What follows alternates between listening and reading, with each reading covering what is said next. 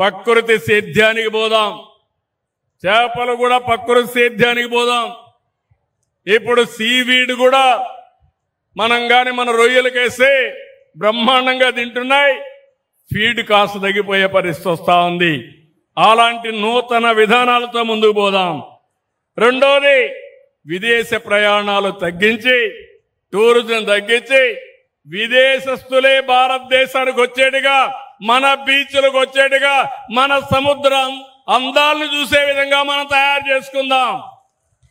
ఇక్కడ బ్రహ్మాండమైన బీచ్లు ఉన్నాయి. ఆంధ్రప్రదేశ్లో ఉండే బీచ్లు ఎక్కడా ప్రపంచంలో లేవు.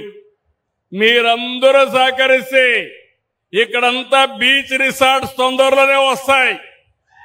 విదేశస్తులు ఇక్కడికి వస్తారు. మీరు వాళ్ళని ఎక్కించుకొని సముద్రంలో ఒకసారి తిప్పి డబ్బులు సంపాదించే రోజులు దగ్గరలో ఉన్నాయని మరొకసారి హామీ ఇస్తున్నా.